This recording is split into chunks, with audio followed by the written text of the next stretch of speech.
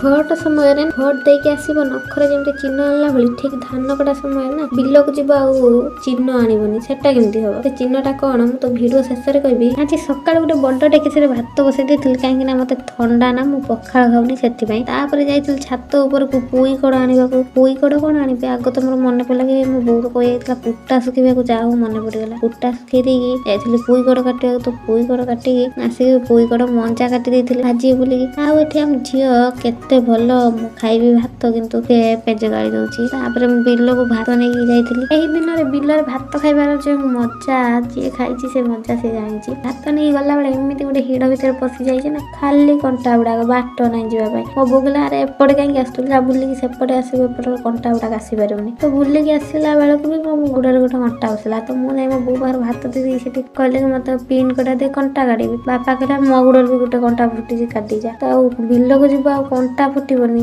ଆଉ ପ୍ରମାଣ କଣ? କଣ୍ଟା ହିଁ ସେଇଥିପାଇଁ ଫୁଟୁଛି ପ୍ରମାଣ ନେଇକି ଯାଅ ବିଲକୁ ଆସିଥିଲ ବୋଲି। ତାପରେ ମୋ ବୋଉ କହୁଛି ସେ ନାଳରେ ଯା ଶାଗ ତୋଳିକି ଗଲାବେଳେ ନେଇଯିବୁ। ବାବା ମତେ ଏକ ତ ଥଣ୍ଡା ପୁଣି ଦୁଇରେ ଯଦି ମତେ କୁମ୍ଭୀର ଟାଣିକି ନେଇଗଲା। ତାପରେ ମୋ ବୋଉକୁ ମନା କରିଦେଇକି ତା ପିନ୍ କଟା ତାକୁ ଥରେଇ ଦେଇକି ମୁଁ ଚାଲିଲି ଘରକୁ ଆସିଲା ବେଳେ ଏଇ ଯୋଉ କଣ୍ଟା ଫୁଟିଛି କଣ୍ଟା ସିନା ଫୁଟିଲା କିନ୍ତୁ ତା ଫୁଲ ତ ଆମର କିଛି କ୍ଷତି କରିନି ନା। ଫୁଲ ଖାଇବାର ଯୋଉ ମଜା ମାନେ ଯିଏ ଫୁଲ ଖାଇଛି ସେ ତା ମଜା ଜାଣିଛି। ଆଉ କୋଉମାନେ ମୋ ଭଳି ଫୁଲ ଖାଉଛନ୍ତି ନିହାତି ଜଣେଇବେ। ତାପରେ ଘରେ ଆସିକି ଗରମ ଭାତ ଭଜା ଖାଇ ଦେଇଥିଲି। ରହୁଛି ଜୟ ଜଗନ୍ନାଥ।